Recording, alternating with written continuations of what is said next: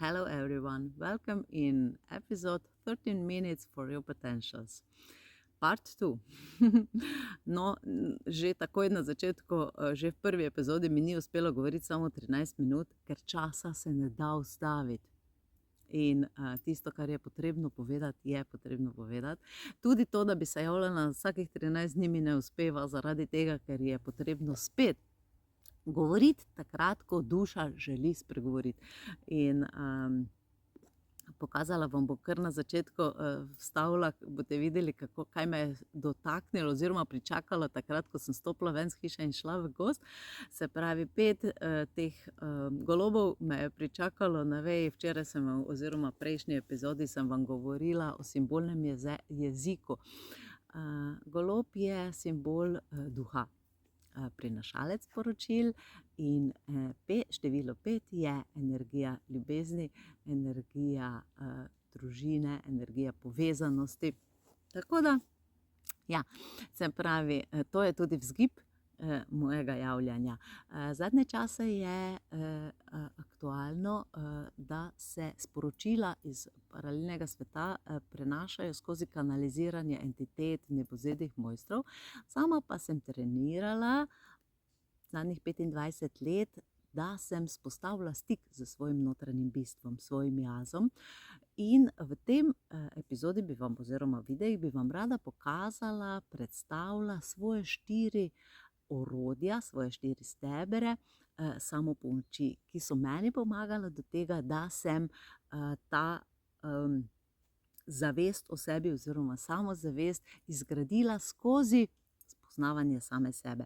Se pravi, pred 25 leti je v moje življenje prišla kaligrafija in biografija. Kaligrafija je umetnost lepega pisanja in mi je pomagala predvsem umiriti misli, te hitre šizofrene misli v glavi, ki jih verjetno imate tudi vi z njimi sedaj izkušnjo, da so zelo intenzivne, do upočasniti, se pravi misel do te mere, da sem lahko vzpostavila okoliščine, da slišim sebe. To sem delala na 2 načina, se pravi s kaligrafijo, pisanjem, kjer vadiš, kjer si v fokusu, ne moreš misliti na nič drugega kot samo na črko, na gib, na potezo, na kot. In dejansko sem skozi 25 let neprestanega ukvarjanja s kaligrafijo ugotovila, da je kaligrafija čudovit način meditacije v gibanju, naše notranje kontemplacije, da vzpostavlja okoliščine, v katerih se naše fizično telo umiri do te mere, da mi lahko zaslišimo svoj notranji glas. Nisem pa samo pisala lepo kaligrafijo, ampak sem zapisovala vsako jutro tudi jutranje strani, se pravi 3 strani, 3 liste sem popisala, zato da sem čistila, se pravi, svoje psihične, čustvene, emocionalne, predniške, razne situacije, kjer samo da sem ugotovila, da sem davala ven iz sebe. To so bile jutranje strani, to orodje, in je odlično in vam ga resnično priporočam. Sigurno še bom govorila o tem, ampak samo da zdaj jih na hitro naštejem. Drugo orodje, ki sem ga omenila, je biografija. Biografija je Steinerjev način potovanja skozi čas, skozi 7-letno obdobje, ker analizira fizično, duševno, duhovno telo in mi je bila krasen pripomoček takrat, 25 let nazaj, ko sem prehajala, veste, tisto obdobje med 31 in 33 letom, ko prehajamo skozi šivankino uho, se pravi, ko čutimo, ali bomo se zlili z množico, ali bo naš duh nas zaživel in ga ne bomo potlačili in ga ne bomo dali na nekega, se pravi, našega življenja, se odločili živeti na avtopilotu, skriti v sivino množice. In zato, ker sem se še prej, se pravi od 18. leta naprej spraševala, so ta znanja in ta orodja prišla v moje življenje. Z biografijo sem si pomagala predvsem prepoznati predniške vzorce, se pravi, kaj je linija, ki se ponavlja po mamini strani, po očetovi strani. Takrat, ko sem to študirala, nisem tega prepoznala. To sem spoznala skozi življenje. Se pravi, zdaj, lansko leto sem napisala knjigo o tem. Toliko časa je bilo potrebno, da sem jaz prišla do vseh teh odgovorov in rešitev. Takrat, v tistem času, 25 let nazaj, pa mi je pomagalo samo do tega, da sem začela se spominjati. Se pravi, da sem začela buditi spomin.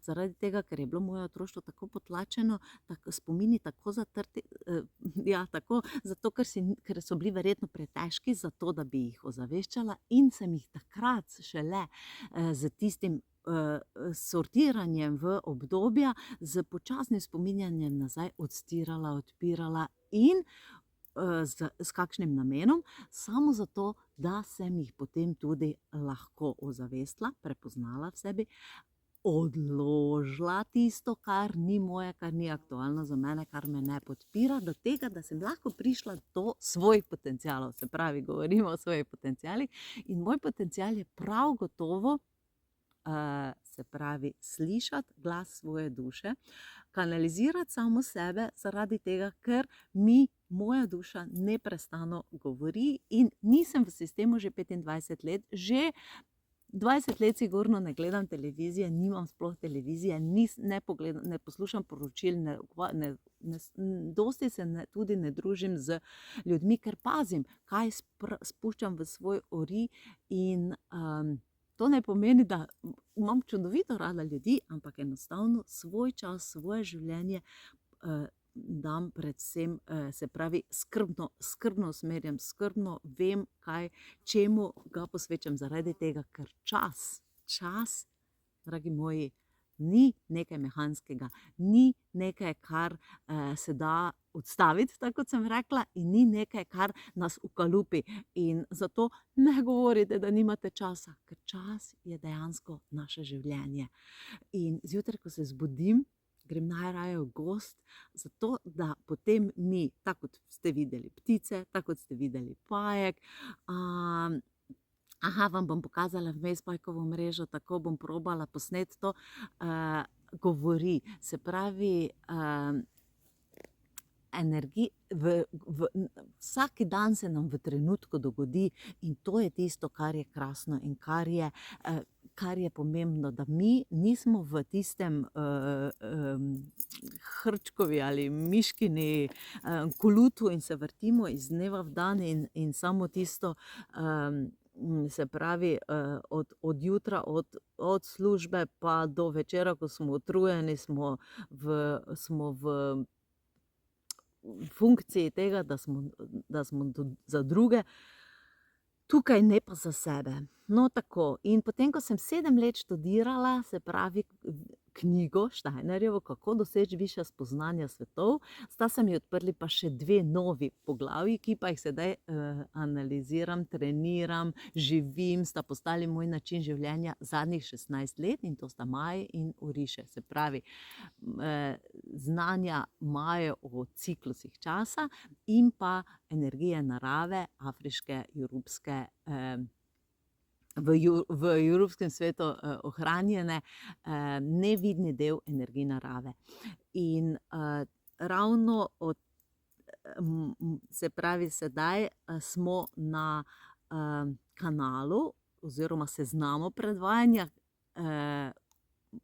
Maji o času, in kar pa meni pomeni vse, se pravi, vračanje nazaj k naravnemu ciklu časa, ki je usklajen z gibanjem sonca, lune, nebesnih teles, ki meri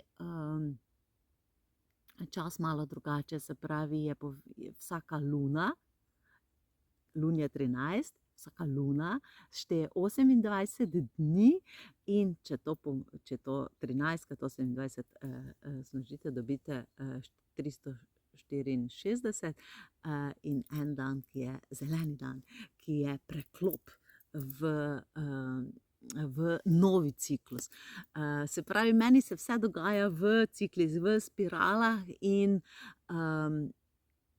krasno je slediti majevskim pečatom, se pravi 20 solarnim pečatom in 13 tonom, ki so igra vprašanj in odgovorov in nam vsak dan povejo točno tisto, kar potrebujemo za svoje življenje. Se pravi, jaz sem zdaj trenutno v tej fazi, ko prestapljam v to zavedanje, da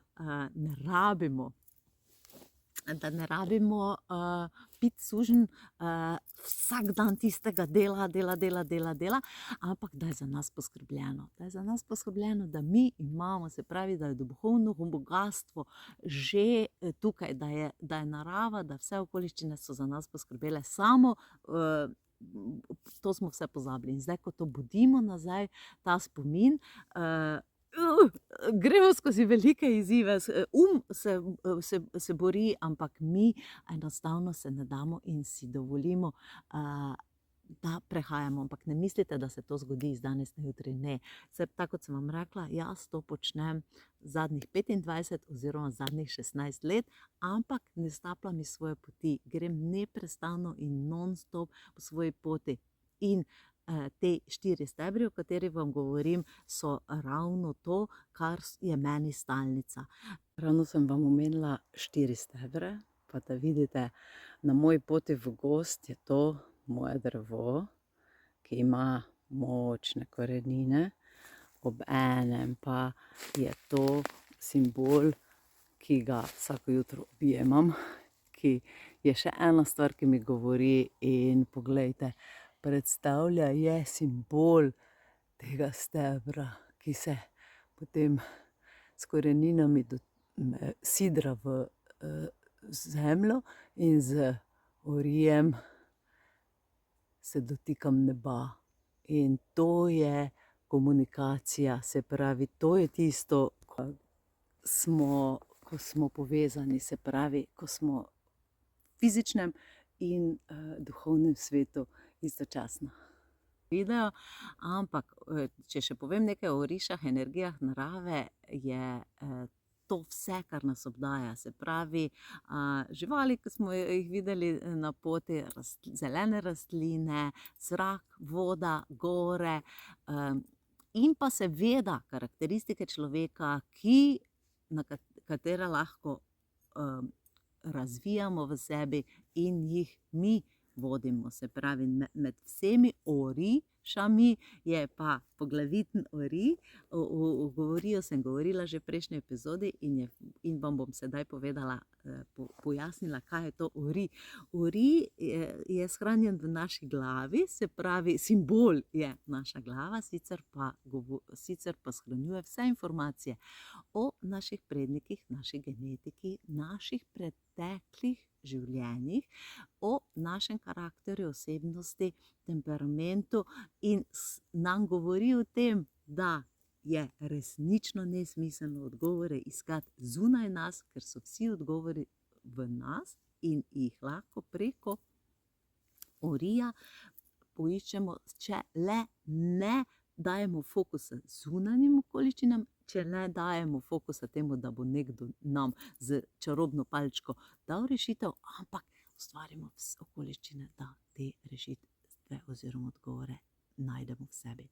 Se pravi, če povzamem orodja, 4 orodja, ki sem jih jaz uporabljala skozi svoje življenje, so kaligrafija, pisanje na roko, biografija, razvrščanje v 7-letna obdobja človekovega življenja in skozi to analiziranje majevski cikli časa, se pravi cikli časa usklajeni z naravnim gibanjem nebesnih teles in pa oriše energije narave, ki nas nazaj vračajo in nam vračajo suverenost, avtentičnost, vemo, kdo smo. Se pravi, lahko mi spodaj v komentarju napišete, katera izmed teh orodij, ki sem vam jih naštela, vam najbolj rezonira z vami, o kateri bi želeli, da še zveste morda več. Ker pa smo na tem seznamu predvajanja Maju v času, bi vas vprašala, če vas zanima slučajno, kateri ste pa vi